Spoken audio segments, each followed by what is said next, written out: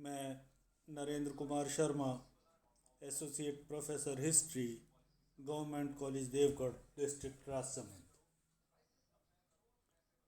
प्रिय छात्रों, आज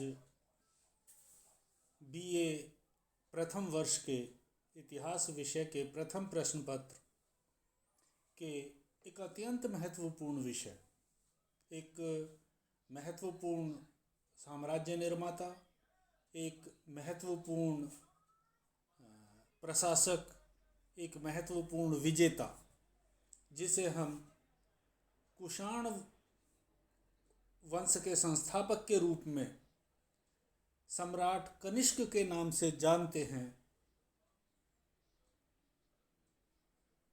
के विषय में आपके साथ चर्चा करेंगे। भारत में कुषाण साम्राज्य के संस्थापक के रूप में जिस व्यक्ति को मान्यता प्रदान की गई है, उसका नाम कनिष्क है। कनिष्क अपने पूर्ववर्तियों की तुलना में अधिक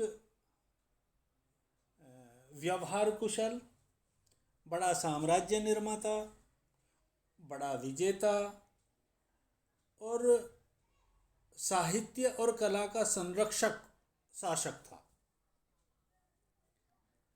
जब हम सम्राट कनिष्क के विषय में बात करते हैं तो सबसे महत्वपूर्ण जो विषय है, जो सवाल है, वो है उसके राज्यारोहण की तिथि। उसके राज्यारोहण की तिथि को लेकर इतिहासकारों में परस्पर मतभेद है। कनिष्क किस सन में सत्तासीन हुआ, इस बात को लेकर इतिहास जगत एक मत नहीं है, अनेक मत हैं। कुछ लोगों का मानना है कि कनिष्क का राज्यारोहण 110 ईस्वी में हुआ था। कुछ लोगों का मानना है 58 ईसा पूर्व में, जिस समय विक्रम संवत की स्थापना हुई थी, वो कनिष्क ने की थी, वही उसके राज्यारोहण की तिथि है। कुछ लोगों ने इस तिथि को 125 ईस्वी माना है और अभी हाल ही में ग्रीसमैन ने कनिष्क के राज्यारोहण की तिथि 144 ईस्वी बताई है।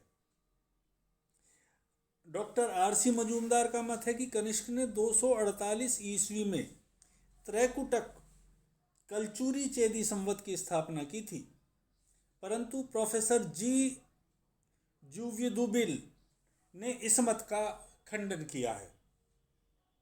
आर.जी. भंडारकर का कहना है कि कनिष्क के राज्यारोहण की जो तिथि है वो 278 ईस्वी है, लेकिन इस मत को मानने में डॉक्टर राय चौधरी जैसे विद्वान कुछ महत्वपूर्ण आपत्तियां बताते हैं। तो हम इस विषय पे इतने मत प्रचलित हैं कि इसको लेकर एक अलग व्याख्यान किया जाए। एक बड़ा गंभीर प्रश्न है भारतीय प्राचीन काल के इतिहास में ये। लेकिन सामान्य तौर पर जो Fergusson, Oldenberg, Thomas, Banerjee, Rapson, मतलब एक बड़ा ग्रुप है इतिहासकारों का, जिन्होंने 78 ईसा पूर्व को, 78 ईस्वी को कनिष्क के राज्यारोहण की तिथि के रूप में मान्यता प्रदान की है। हालांकि आज भी ये जो विषय है, राज्यारोहण का जो विषय है, कनिष्क के राज्यारोहण का विषय, उसे लेकर विद्वान एकमत नहीं है, किंतु अधिकांश लोग 78 एडी को, 78 ईस्वी को कनिष्क के राज्यारोहण की तिथि एक्सेप्ट कर चुके हैं। जहाँ तक कनिष्क के व्यक्तित्व का सवाल है, कनिष्क एक महान विजेता था। उसने अपने शासनकाल में अनेकों युद्ध लड़े और उनमें विजय प्राप्त की। सबसे पहले भारत में उसने कश्मीर को अपने शासन का अंग बनाया। कल्हण की राजतरंगिणी इस बात का प्रमाण है, या कनिष्क की कश्मीर विजय का जो वर्णन है वो हमें कल्हण की राजतरंगिणी से प्राप्त होता है। और न केवल उसने कश्मीर पे विजय प्राप्त की, अपितु वहाँ बौद्ध धर्म का प्रचार प्रसार भी उसने वहाँ किया और कनिष्कपुर नामक एक शहर का भी बसाया। कहते हैं कि कनिष्क को जिस तरीके से मुगल सम्राट जहांगीर को कश्मीर की वादियाँ बहुत पसंद थी, उसी तरीके से प्राचीन काल में कनिष्क भी कश्मीर का दीवाना था। कश्मीर की वादियों का, कश्मीर की घाटियों का बहुत मुरीद था, बड़ा प्रशंसक था और वो सब बहुत भाती थी। और संभवतया अपने इस इच्छा को पूरी करने के लिए ही उसने कश्मीर को विजित किया था। वो अपना गर्मियों का जो काल था वो अधिकांश समय कश्मीर में ही व्यतीत किया करता था। उसने कालांतर में सिंध पर भी अपना अधिकार कर लिया। बौद्ध ग्रंथों से ये पता चलता है कि उसने पंजाब को पार करके, पंजाब को पार किया, मध्य प्रदेश होते हुए पाटलिपुत्र तक उसने चढ़ाई की और वहाँ के राजा लिच्छवी और कोटकुल को परास्त कर उनसे युद्ध का खर्चा मांगा। तो इस तरीके से हम ये मानते हैं कि कनिष्क ने कश्मीर से लेके पाटलिपुत्र तक भारत में अपना अभियान चलाया।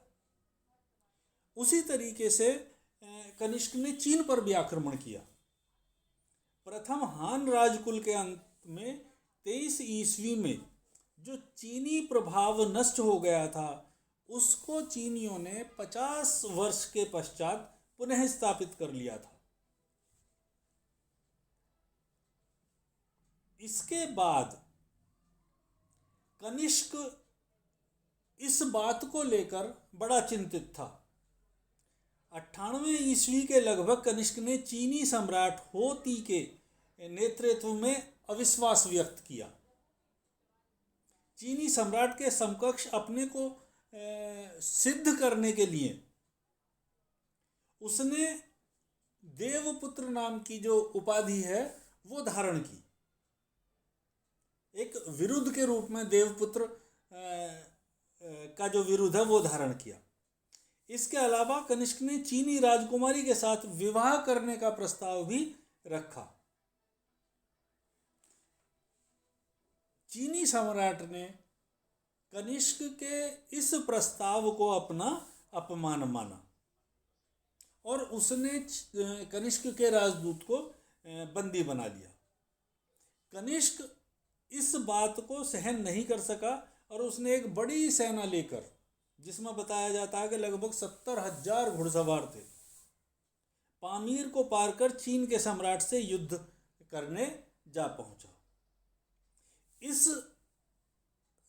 सैनिक अभियान में, जो चीन का अभियान था, इस अभियान में कनिष्क को अनेक प्रकार की कठिनाइयां उठानी पड़ी और कनिष्क को इस अभियान में पराजय भी उठानी पड़ी और इस पराजय के चलते कनिष्क के सम्मान को बड़ा आघात भी लगा और मजबूर होकर उसे चीनी सम्राट को वार्षिक कर देने के लिए भी बाध्य होना पड़ा। किंतु कनिष्क इस पराजय से बहुत ज़्यादा व्यथित होने वाला नहीं था, या इस तरीके की पराजय को स्वीकार करके लंबे समय तक चुपचाप नहीं बैठ सकता था। वो फिर से चीन पर आक्रमण करने का इरादा रखता था।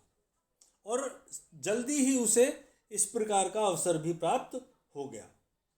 जैसे ही पांचाऊ की मृत्यु होती है, तैसे ही चीन की सेना में शिथिलता आती है और कनिष्क इस अवसर का फायदा उठाना चाहता है और उसने एक सेना लेकर चीन की तरफ अभियान किया। और कनिष्क इस अभियान में सफल होता है और कनिष्क की इस विजय के चलते जो कनिष्क का प्रभाव है उसमें व्यापक रूप से वृद्धि हो जाती है। हम इस अभियान के पश्चात ये देखते हैं कि जो कनिष्क का साम्राज्य है वो कितना विस्तृत था और इस साम्राज्य का जो निर्माण है वो कनिष्क ने स्वयं अपने बाहुबल से किया था। उसने भारत के बाहर अफगानिस्तान, बैक्ट्रिया, काशगर, खोतान व यारकंद नामक स्थान थे। भारत के अंदर जो उसका साम्राज्य था वो कश्मीर से लेकर उत्तरी पश्चिमी सीमा प्रांत तथा सिंध में भागलपुर तक इसका साम्राज्य था। दक्षिण में विंध्य मेखला और बिहार तक विस्तार था। कनिष्क के शासन काल के अभिलेख पेशावर जो रावलपिंडी के पास है, माणिक्यल, सुई, बिहार, मथुरा, श्रावस्ती, कोसांबी आदि स्थानों से अभिलेख प्राप्त होते हैं जो इस बात का प्रतीक हैं कि जो कनिष्क है उसका साम्राज्य व्यापक और विशाल भूभाग तक फैला हुआ था। ह्वेनसांग का तो ये भी मानना है कि गांधार प्रदेश भी उसके साम्राज्य का हिस्सा था। जहाँ तक कनिष्क की राजधानी की बात है तो ह्वेनसांग का जो विवरण है उससे ये पता चलता है कि इस विशाल साम्राज्य की जो राजधानी थी वो पुरुषपुर, जिसे आजकल पेशावर के नाम से जाना जाता है, वो स्थान था। ये अफगानिस्तान से सिंधु घाटी जाने वाले जो प्रमुख मार्ग है उस मार्ग पर स्थित था और व्यापारिक दृष्टि से यह स्थान बहुत महत्व का था।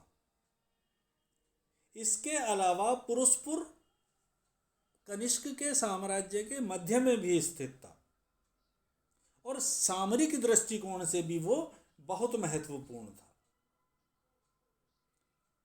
कनिष्क ने अपनी राजधानी को विभिन्न भव्य भवनों से सजाया था।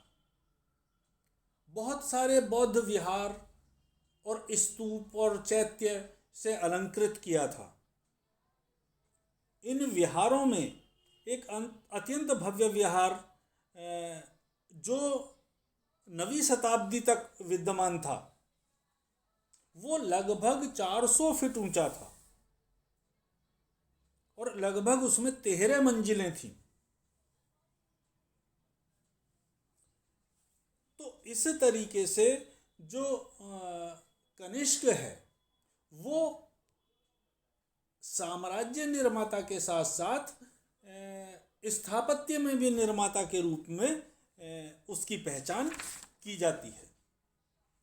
जहाँ तक धर्म की बात है तो कनिष्क बौद्ध धर्म का अनुयायी था।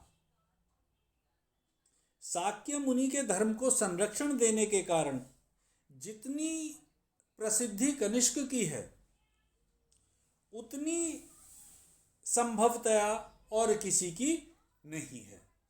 और धर्म की अगर बात करें हम तो हम एक अलग व्याख्यान भी इस पे किया जा सकता है। तो कनिष्क के धर्म के विषय में हम आगामी व्याख्यान में चर्चा करेंगे। धन्यवाद।